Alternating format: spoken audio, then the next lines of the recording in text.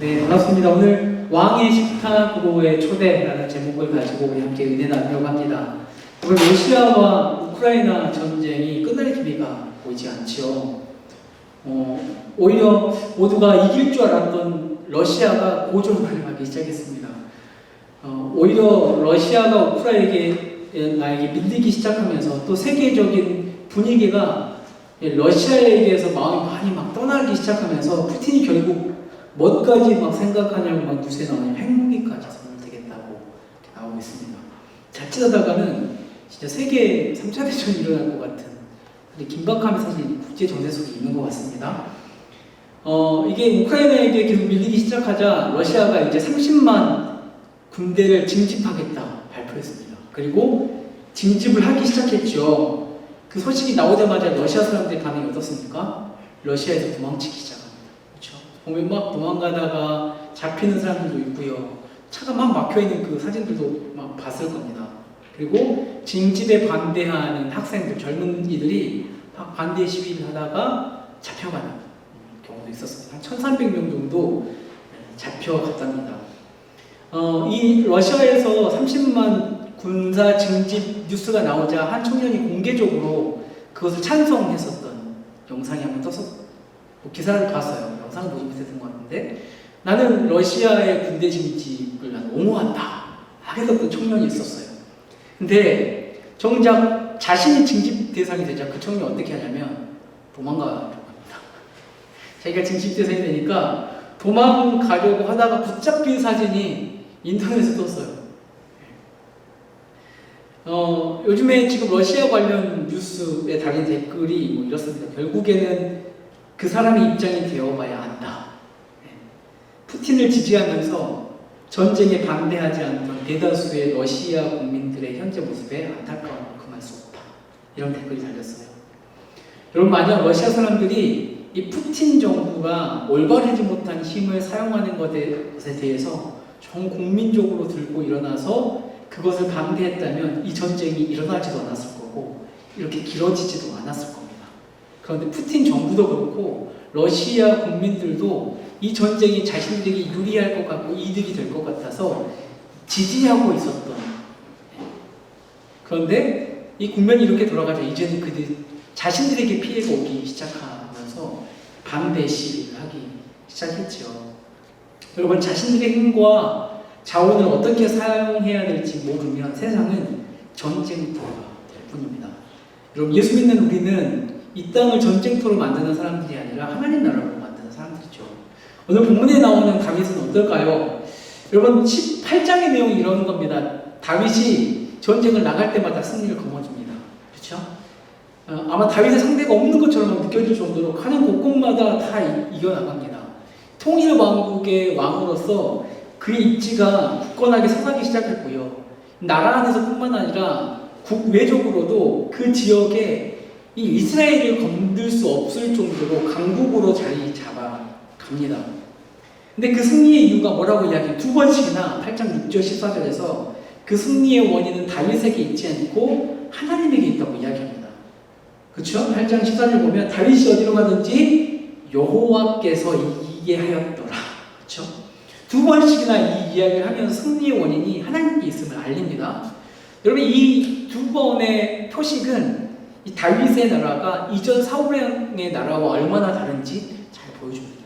사울왕은 자기의 힘으로 세우려고 했던 나라, 그러나 무너졌지만 다윗은 하나님이 승리하게 하셔서 하나님이 세워가는 나라임을 밝히는 겁니다.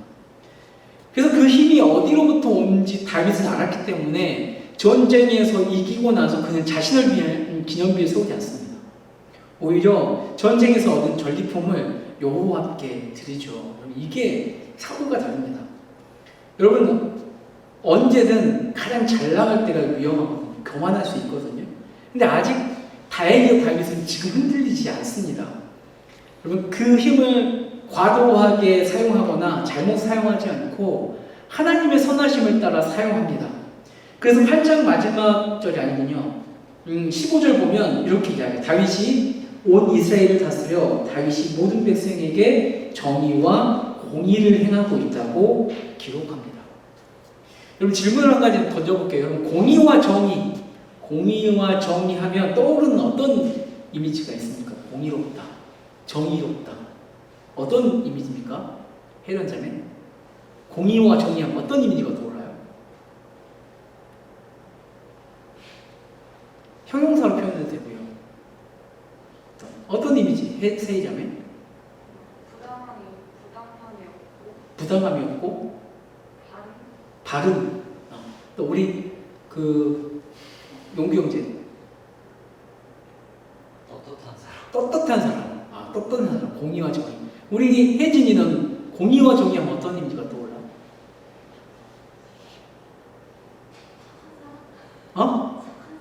착한 사람. 착한 사람. 혹시 이런 이미지가 떠오르지 않습니까? 뭔가 딱딱하고 공사구별 똑 떨어지는, 딱 부러지는, 선을 싹 긋고, 그쵸? 회련점에. 회련점에. 회련점에. 그쵸? 그 딱 선 긋는 게 이건 맞고 틀리고 딱 공의와 정의가 이런 이미지가 많이 떠오르잖아요. 법정의 이미지가 딱 많이 떠오르잖아요. 물론 그런 이미지도 공의와 정의인데요. 성경에서 말하는 하나님의 공의와 정의의 가장 큰 바탕은 무엇이냐면 사랑입니다. 사랑. 사랑을 바탕으로 한 하나님의 공의와 정의. 여러분 오늘 본문 9장에서 이 다윗이 행하는 정의와 공의의 가장 큰 예가 9장이 될 겁니다. 여러분 다윗이 갑자기 어느 9장에서 전쟁에서 막 이기고요. 막 잘 나가고 있어요. 근데 갑자기 다윗이 사울 가문의 사람을 찾기 시작합니다. 보통 여러분 왕권이 교체되면 어떤 일이 생기나요? 이전 왕에 관련된 사람들 다 죽이죠. 죽이거나 귀양 보내거나. 왜냐하면 혹여나 남은 장당들이 쿠데타를 일으켜서 이 정부를 뒤엎을 수 있기 때문에 이전 정부와 관련된 사람들을 다 죽입니다. 그렇죠? 지금도 이런 악습이 이어져 내려오고 있잖아요.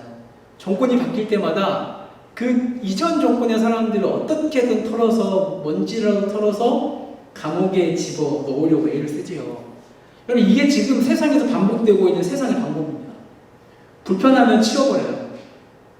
나에게 도움이 되지 않으면 제거해버리고요. 내 이득과 상관없으면 쉽게 버려버려요. 사실 러시아와 우크라이나 전쟁의 초반에 러시아 국민들이 이랬죠. 우리의 이득에 더 더해지기 때문에 우크라이나와 싸우는 것을 지지했단 말이에요. 근데 이게 여러분 세상의 방법이에요. 그들에게 이게 정의였고 공의예요. 근데 하나님의 공의와 정의는 무엇이냐? 여러분 다윗이 사울의 집에 사람을 찾는 이유가 그를 죽이기 위한 이유가 아니었습니다. 9장 2절을 보면 다윗이 이렇게 이야기하거든요. 내가 요나단으로 말미암아 그 사람에게 은총을 베풀리라 하니라. 은총을 베풀기 위해서 내가 그 사람을 세워 찾아. 근데 다윗과 요나단이 여러분 언약을 맺었었죠. 기억하십니까? 사무엘상 20장 15절 보면 다윗이 요나단에게 약속합니다. 요나단의 집을 영원히 끊어버리지 않겠다고 약속합니다. 그 언약을 다윗이 기억하고 있어요. 여러분 지금 다윗이요 사울을 피할 때 너무 긴박한 시점에서 다윗과 만나서 이 언약을 막 도망치거든요. 여러분 그때 그 긴박한 상황 속에서 맺었던 그 언약을 기억하고 있고 또 사실 지금 사울 가문은 이미 사라져버린 가문이잖아요. 그런데 굳이 이제 사라져버린 가문이기 때문에 약속을 지키지 않아도 되는 거예요. 그런데 지키지 않아도 되는 그 언약을 지키기 위해서 사울 가문 사람을 찾는 겁니다. 여러분 자신을 죽이려고 했던 가문이지만 다윗은 지금 요나단과의 언약을 지키기 위해서 그 언약 때문에 이 사울의 이 요나단의 이 자녀들은 여전히 사랑으로 지키고 보호해야 하는 가문이 된 겁니다. 여러분 이게 하나님 나라와 세상을 구별하는 거룩함입니다. 여러분 이게 은혜를 알고 있는 다윗에게 하나님이 기대하시는 반응이에요. 여러분 진짜 하나님의 나라는 어떤 나라냐? 많은 것을 소유하는 나라가 아닙니다. 전쟁에 나가서 이기는 나라, 그것보다 더 큰 것이 무엇이냐면 하나님의 성품을 드러내는 나라입니다. 여러분 하나님의 정의와 공의를 드러내는 나라가 하나님의 나라인데 그 정의와 공의는 아까 이야기했던 것처럼 사랑을 바탕으로 합니다. 여러분 다윗은 지금 자신이 가지고 있는 힘을 사용하거든요. 권력을 사용해요. 그래서 그 권력을 가지고 뭘 하냐면 사울 집안의 사람을 찾습니다. 왜? 언약을 지키기 여러분, 우리는 우리의 힘을 어디에 가장 많이 사용하시는 것 같습니까? 어디에? 그게 여러분들의 정의고 여러분들의 공의가 될 겁니다. 여러분들이 생각하는. 여러분, 사울의 집안 종 시바를 처단했어요. 그 시바를 통해서 무비보셋이라는 요나단의 아들이 살아있다는 것을 알아요. 그렇죠? 사울이 이제 묻습니다. 무비보셋에게, 시바에게, 시바야, 그 요나단의 집안 중에 남아있는 사람이 있냐라고 했더니, 시바가 무비보셋이 살아있습니다라고 이야기하지 않고 요나단의 아들 하나가 있는데 다리 저는 자입니다라고 소개합니다. 그러니까 아마도 이 시바는 다윗이 이 요나단의 자녀를 찾는 이유가 앞에 그 세상의 방법대로 아예 다 쓸어버리려고 하는구나. 그래서 두려워서 아마도 무비보셋을 보호하기 위해서 다리 저는 자라고 소개하지 않았을까라고 생각해 봅니다. 아마도 이 다리 저는 자는 쓸모없는 사람이거든요. 그냥 놓아주셔도 쓸모없는 사람입니다라고 소개하고 있는 겁니다. 4절 보면 요나단의 아들 무비보셋이 몸을 숨겨서 지내는 곳이 어디냐면 로드발이라는 지역입니다. 두 발을 저는 이 무비보셋이 사는 곳이 로드발인데, 여기 로드발이 어떤 곳이냐면 너무 건조해서요. 그러니까 초목 풀 한 폭이 자랄 수 없을 정도의 광야. 그러니까 희망이 없는 곳이 로드발이거든요. 근데 이 무비보셋이 숨어 있는 이 로드발과 무비보셋의 형편이 거의 좀 많이 닮아있죠. 두 다리를 절어서 또 다윗의 왕조를 피해서 숨어 사는, 그렇죠?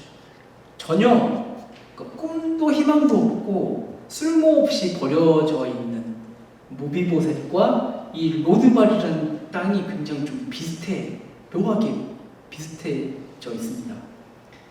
그런데 그런 그때에 무비보셋에게 다윗이 나타납니다. 죽음을 향해서 달려가는 인생, 아무 꿈도 없고 소망도 없는 인생을 살아가는 무비보셋에게 누군가가 나타났는데 그게 다윗이에요. 그를 살리기 위해서 다윗이 나타났어요. 그러면 이 그림을 보면 뭔가 떠오르는 그림이 있죠. 우리도 그런 인생이죠. 죽음을 향해서 살아가는, 혼자의 힘으로서는 죽음을 벗어날 수 없는 무능한 인생이었는데 누가 나타나 살려주지 않으면 구원받을 수 없는 우리였는데, 그런데 그때에 예수 그리스도가 나타나서 우리를 구원하시죠. 내가 선을 뻗어서 이 광야를 벗어난 게 아니라, 죽음을 벗어난 게 아니라 예수 그리스도가 죽음 가운데 있는 우리를 집어 올리셨습니다. 그렇죠? 이 다윗과 무비보셋의 사건은 예수님의 구원 사건의 그림자와 같은 것 같습니다. 이제 다윗이 무비보셋을 자신의 왕궁으로 부릅니다. 다윗 앞에 무비보셋이 딱 꿇어 앉았죠. 얼마나 떨리겠습니까? 다윗이 나를 드디어 죽이려고 하는구나. 어떻게 찾아냈을까?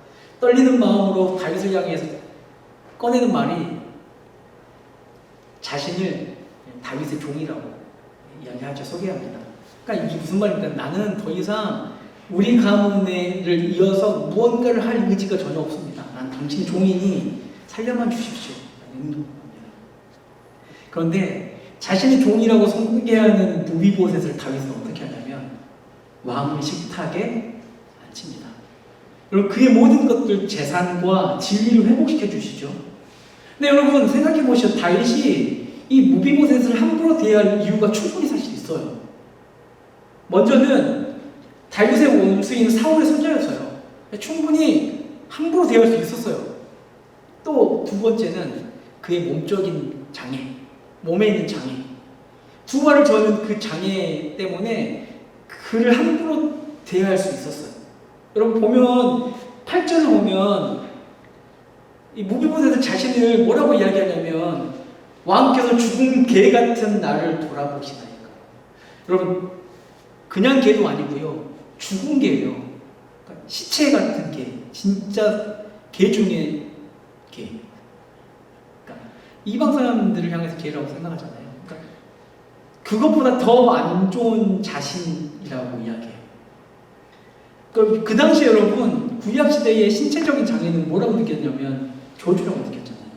네가 죄를 지어서 장애를 입었다, 이렇게 판단되던 시기거든요. 그럼 만약에 우리가 구약 시대에 태어나서요 어딘가 선천적으로 장애가 있이 태어났잖아요. 그러면 일단 사회적으로 분리되죠. 쟤는 죄가 많아서 저주를 받았다. 그렇죠? 사회적인 거절을 당하게 되고요. 또 영적인 고립을 당하게 됩니다. 그렇죠? 함께 예배드릴 수 없어요. 왕이 될 수도 없어요. 장애가 있는 사람. 장애가 있는 사람은 아무리 레위지파라고 하더라도 제사장이 될 수가 없어요. 그만큼 그 당시에 장애를 가졌다는 것은 저주의 상징 같은 겁니다. 그런데 그런 자를 다윗이 왕의 식탁으로 올린 겁니다. 사실 여러분 이게 궁이 발칵 뒤집힐 사건이에요. 그렇잖아요. 왜냐면 이거 다윗 가문에 수치일 수도 있거든요. 그런데 다윗이 신경 쓰지 않고 무비보셋의 모든 신분을 회복하고 그를 왕의 식탁에 끌어올립니다. 여러분 이게 은혜죠. 이게 은혜. 무비보셋이 무엇을 했기 때문에 그가 왕의 식탁으로 올라간 것이 아니라 다윗이 그를 끌어올렸습니다. 이게 은혜입니다. 여러분 은혜가 뭡니까? 부름받을 수 없는 자가 부름을 받는 것. 그렇죠? 그리고 도저히 될 수 없는 사람인데 이 왕의 식탁에 오를 수 있는 신분이 되는 것. 하나님의 자녀가 될 수 없는 사람인데 우리가 하나님의 자녀가 됐어요. 먹을 수 없는 자리에 있는데 우리가 함께 그 식탁에 앉아서 함께 그 밥상을 함께 해요. 이게 은혜입니다. 이게 은혜.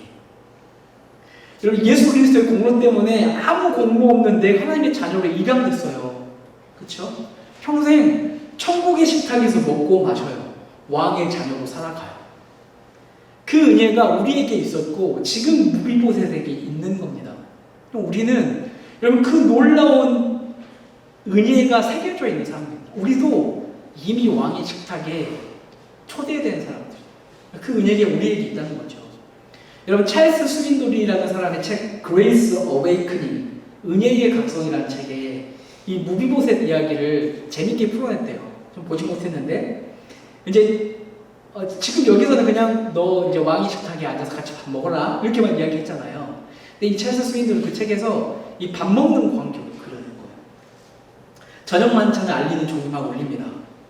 그러자 다윗이 이 식탁에서 상승 제일 가운데 자리에 딱 앉습니다.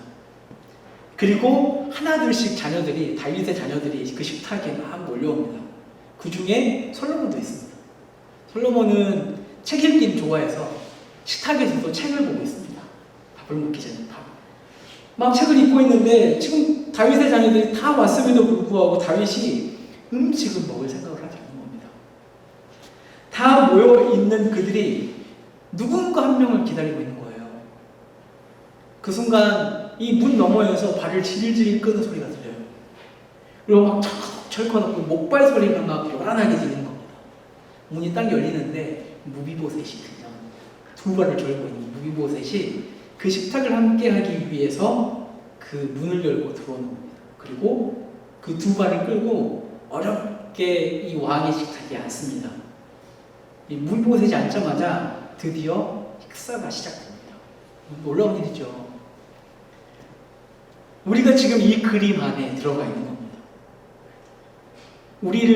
우리가 함께 그 식탁에 함께 먹기를 드시지 않고 그 영광의 자리를 함께 하시기 위해서 기다리고 계시는 분, 그분이 지금 우리를 위해서 기다리고 계시죠. 여러분 하나님의 나라는 어떤 나라냐면 가난한 자리에 있는 비천한 형제들을 그냥 놓아주는 것이 아니라 공손히, 이 말이 중요합니다. 공손하게 친구로 모시고 있는 것. 그렇죠? 고귀한 지위, 왕 같은 대접을 하는 자리로 그 비천한 자를 높이 들어올리는 나라가 하나님 나라.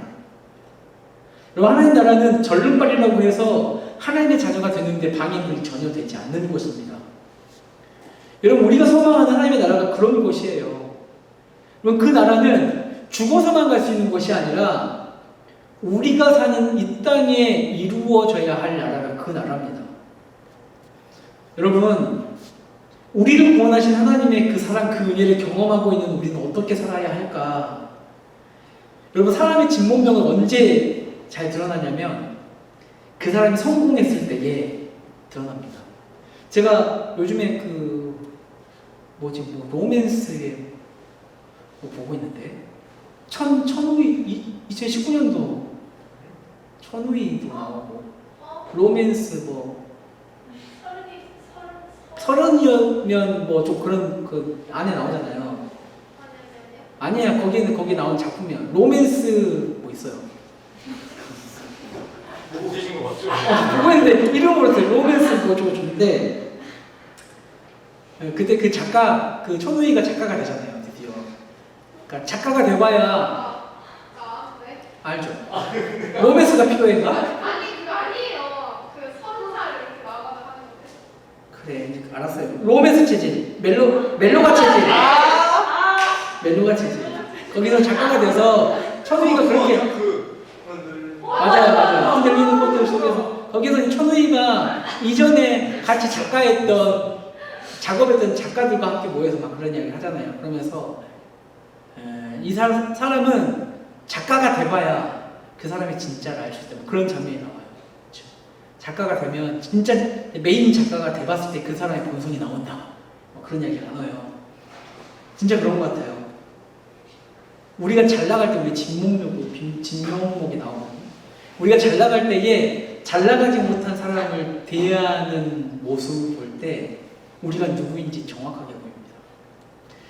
우리가 성공했을 때에 그것을 지키기 위해서 나의 힘과 자원을 사용한다면 그 사람은 그 정도입니다. 그런데 내가 잘 나갈 때에 다른 사람을 지켜주기 위해서 나의 힘과 자원을 사용한다면 그 사람은 하나님 나라의 사람인 것이 분명하죠.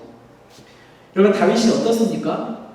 자신이 가지고 있는 것을 사용해서 다른 사람과 나누기 위해서 또 그가 가지고 있는 축복의 영역을 확장시키기 위해서 자신의 힘과 자원을 사용했죠. 다윗은 하나님을 닮은 공의와 정의를 행할 방법을 찾아 나섰습니다. 그렇죠? 그 방법 중에 그 좋은 많은 예시 중에 하나가 무비보셋을 왕의 식탁으로 올리는 것이었어요. 여러분, 우리는 다윗의 길을 걸어가야 하는 겁니다. 우리는 예수 그리스도가 우리에게 보여주셨던 그 길을 걸어가야 하는 겁니다. 여러분, 예수 그리스도가 그가 가지고 있는 모든 자원을 사용해서 우리를 은혜의 자리로 옮겨서 왕의 식탁으로 부으셨던 것처럼 이제 우리도 그래야 하는 것이죠. 하나님의 나라로 사람들 초청할 필요가 있는 겁니다. 전도하라는 것에 보다 더 넓은 의미의 이야기입니다. 그렇죠? 전도에서 교회 데리고 오라는 소리가 아닙니다. 그것을 뛰어넘는 말이죠. 여러분, 여러분들보다 연약한 자들, 비천한 자들 손을 잡아서 끌어올려 주십시오.